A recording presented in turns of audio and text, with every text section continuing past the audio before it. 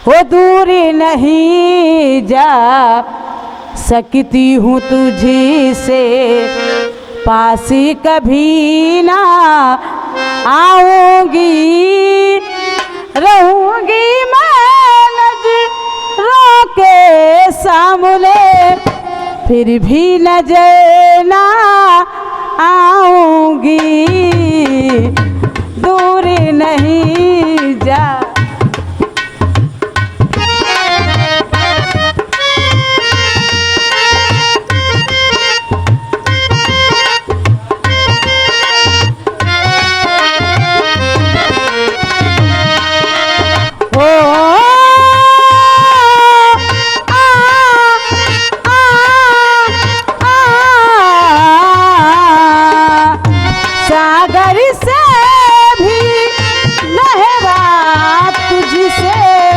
प्यार किया है मैंने, जीवन भर संग रहने का इकरार किया है मैंने।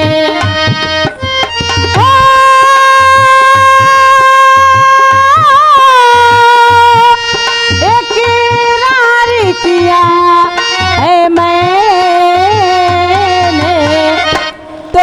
के आजा बंधन सारे, तोड़ी के आजा बंधन सारे, प्रेम नगर में जाऊंगी, रहूंगी मैं नजरों के सामने, फिर भी नजर ना आऊंगी।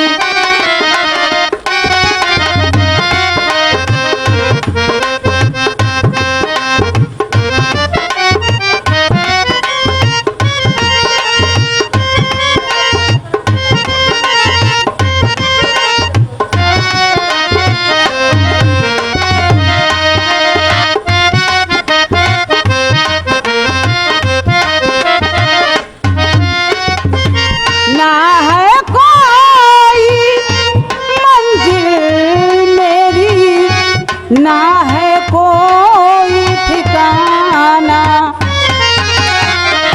जीवन मेरा भूली भुलैया, रसता है अनजाना।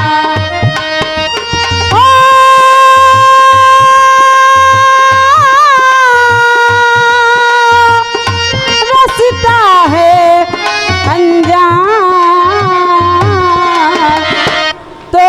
के आजा बंधन सारे, तोड़ी के आजा बंधन सारे, प्रेम नगर में जाऊंगी, रहूंगी मैं नजरों के सामने, फिर भी नजर ना आऊंगी।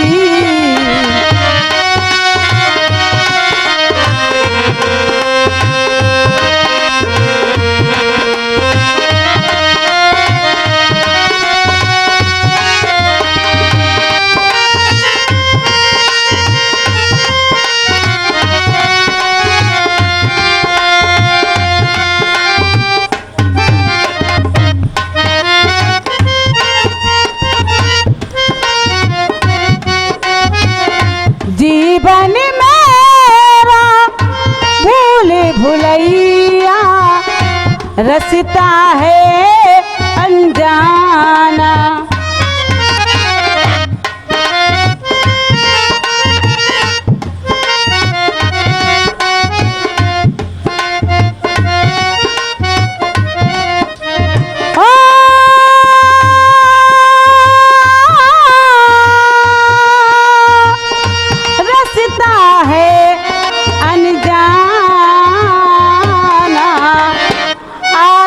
जाते ढूंढिले साजन, आते जाते ढूंढिले साजन, मैं खो जाऊंगी, रहूंगी मैं नजरों के सामने, फिर भी